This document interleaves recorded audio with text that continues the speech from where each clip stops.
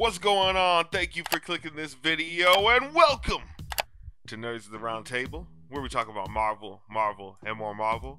And Doctor Strange and the Multiverse of Madness came out and we saw it, so we wanted to talk about it, give you all of our thoughts and whatnot about it. I am Snails and I am here with King Tut. Yo, I don't want to be corny, but the multiverse of madness was madness. Fucking crazy. I can't wait to get into it. Got so many questions, more theories. Theories completely blown out the water, and I am more frustrated than I was before I saw the movie. But it's okay. Let's have some fun. Man, they done gave us more questions, not enough answers with more questions, right? So, here's the thing. We're going to start off with the characters, but before we do that, be sure to hit that like, that subscribe button, and hit that notification bell if you want to know when we upload more videos. So, we got the newbie, America Chavez. Right off the bat. So dope. I love how it hit the ground running. First of all, I want to just say that. I love how it hit the ground running, and it just kept going, and it just didn't stop. Yeah. People had gripe with like the pacing of the film, right? I could care less. I don't give a fuck. That shit was dope. I like the go. Let's go to the next scene, to the next scene, to the next scene. My OCD brain, my ADD brain can't be too much dialogue. I can't have a 20-minute scene of talking and then 5 minutes of action and then 40 minutes of talking. It's too much. It's doing too much. Can't do that anymore. But it was just like so much action sprinkled in between. And like I was saying, like during our like Shang-Chi, I think it was, or maybe even the Eternals. I really like that we getting way more action sprinkled in between. Yeah, and right off the bat. With the dialogue, too. And yeah, when it starts right off the bat, bro, like, just get going. Like, I don't need no exposition, you know what I mean? I just, let's go. We're in it. We're ready. We know what's up. We're Marvel. We've been here since the beginning. But America Chavez, for those who don't know, is from a place that's called the Utopian Parallel. And it exists outside of the multiverse. So that is why in the movie they mentioned that there's only one of her, because she exists outside of the multiverse itself in a different dimension. So that's pretty nuts, right? Y'all probably like, that's nuts, right?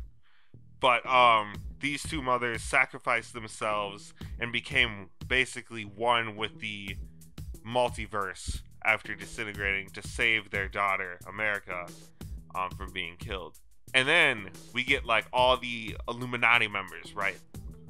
And you know, we want to give you a quick breakdown if you don't know who the Illuminati are in the comics and what their role was. But basically the Illuminati were formed during the Secret Invasion storyline, or after the Secret Invasion storyline, because they realized that they could have prevented it from happening because they all had pieces to the bigger puzzle that was going on during that time that they could have prevented had they all shared their knowledge. So they decided to take a leader from each superhero team, X-Men, Atlantis, Avengers, you know, and they took all these people and they took the leader of each one and brought them on to a secret organization that nobody else knew about, that worked in the shadows to prevent ridiculous catastrophes like that from happening again.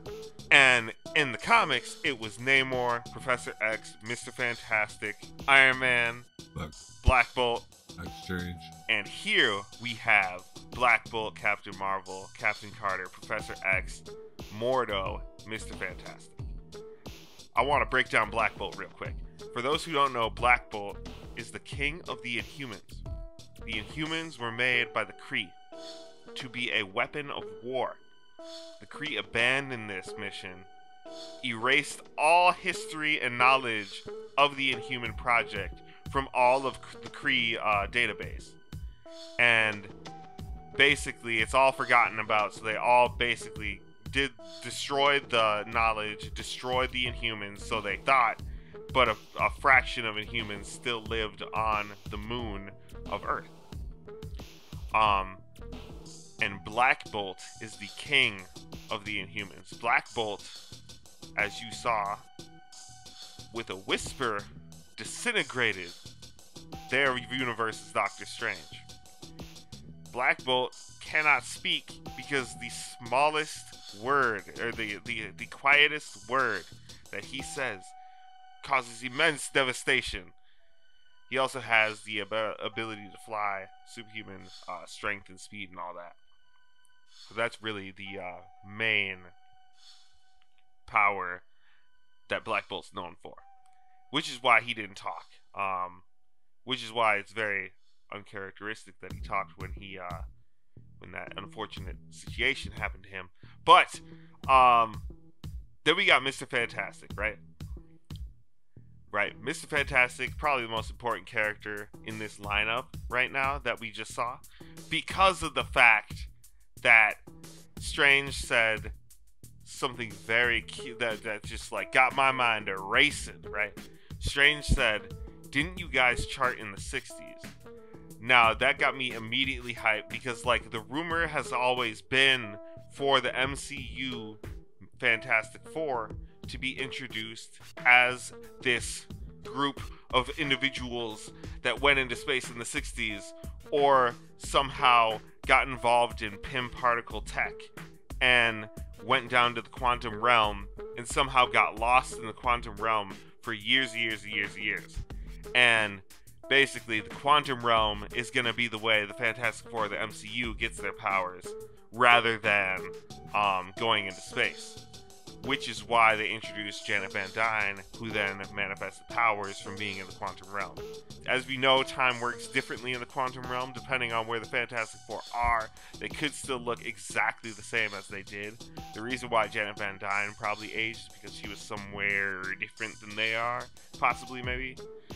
And then I just want to say that the Ant-Man director Peyton Reed also pitched a Fantastic Four movie that was going to be set in the 60s, which is why it's crazy that they also have been heavily speculating and we've all been heavily speculating and heavily rumoring that the Fantastic Four are going to be in the next Ant-Man movie. And we're probably getting an explanation in the next Ant-Man movie of why we haven't seen them up until now, because in this dialogue, Doctor Strange is setting up the fact that in Ant-Man, we're going to see the Fantastic Four. Crazy, right? Y'all probably just like all freaking excited and shit. But also, I just want to get y'all even more excited real quick, because Reed Richards during this scene mentions that he has kids. And Wanda then asks, is your wife alive? Or is their mother alive? And he says yes. And, that's good for them because, that's terrible for him. And the kids are Franklin and Valeria Richards. Now, Franklin Richards, I think he's still the most powerful mutant to date. To date. Cannot be touched. That's all I need to say about him.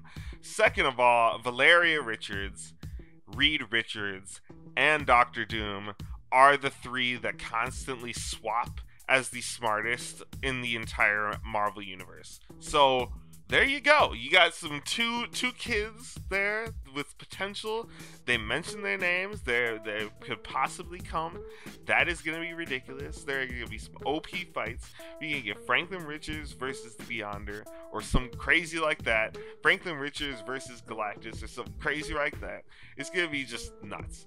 And then finally, I want to mention Clea real quick. Clea, for those who don't know, was who Charlize Theron was in that mid-credit scene at the end there. For those who didn't realize, when Clea took that knife and sliced open that portal, she actually sliced open a portal to the Dark Dimension.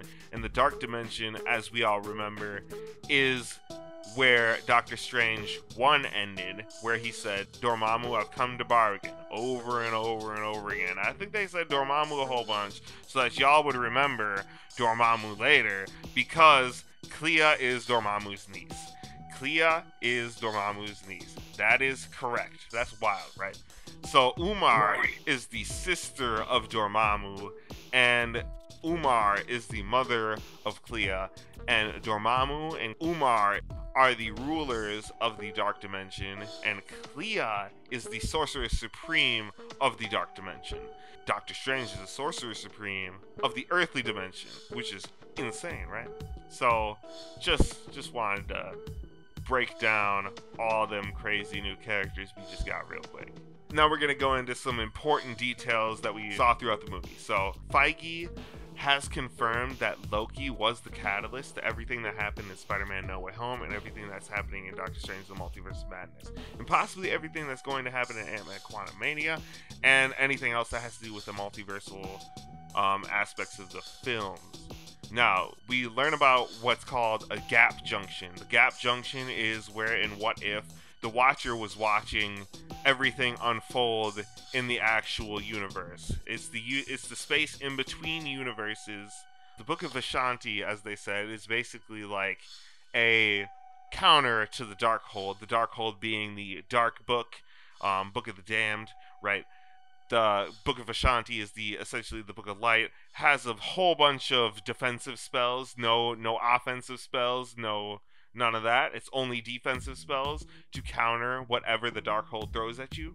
The Darkhold itself, like I said, is the Book of the Damned, but it also is a place where in the Marvel Comics they first manifested things like werewolves and vampires, and the entity Nightmare comes from the Darkhold. So the fact that they've destroyed it means to me that possibly everything that is within like the realm of like Blade and everything like that already exists in the Marvel universe, because if she already destroyed the Darkhold, all of those things have already come out. Then if we're getting all of these supernatural, demonic entities coming out and coming into the universes or into the world. Part of me thinks that she didn't destroy them all. Because why would she? Maybe in her subconscious, maybe that Scarlet Witch, I can see that. Like on some subconscious Khonshu type shit. It's like, you think that you killed them, you destroyed them all, but really, I told your other person to keep one. I could see that. Because who knows what kind of state she was truly in at the end. She is acting like she was all there, but we know that. Right off the bat, when we first saw her, she acted like that, and then just like that, she switched into, I will kill you all! She was not playing no games, bro. She was no not games, about that man. life. I was with it. I knew when I had seen that Strange was wearing the same scarf and same position and everything between the flower scene and that scene in the red. I was like, yeah, nah, that's shit fake. That shit's all fake. Ain't no way. Why is she in the tree of blossoms and sheep? The hell? Way too happy. Just overly happy. She was trying to compensate for being as evil as she actually was. She just forgot what normalcy actually was. Exactly. She's like, I've been over here just planting my trees. You know what I mean? Got my a little tree here, a little cloud there, little bush. Don't that look beautiful? Oh man, that's so funny. Alright, and then we got dream walking. Now, dream walking is explained to us as the reason why the Doctor Strange of the 838 universe causes the incursions to happen. So, basically, essentially think of dream walking as you're basically still tethered to your own universe while you're doing it, and as you're continuously doing it, they just keep pulling themselves closer and closer together until they collide, is basically what I believe Mr. Fantastic meant by that. But and it's crazy because also dreams are now your alternate selves living out their lives in their reality that you can access through your dreams. Incursions. So in Secret Wars in the comics, the the universes 616 and 1610, which is the Ultimate Universe, which is the universe where Miles Morales first came from. They begin to collide, and basically, from the first time you see an Earth above yours, you have 7 hours, I believe, to either destroy that Earth, you collide into each other and both your universes are destroyed, or if you figure out some way for your Earths to pass through each other seamlessly, then those are the only ways that you can prevent this from happening. So basically, them saying that an incursion happened and that other universe got destroyed would possibly mean that those Illuminati members could have possibly destroyed that other universe entirely because of him, which is why they ended up having to kill him. And the Baxter Foundation, finally.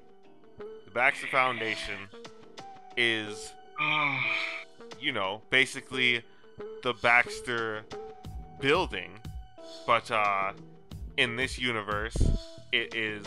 So basically, the Baxter Foundation is where Mr. Fantastic works and does his projects and all that, and that's where the Fantastic Four is based out of and everything.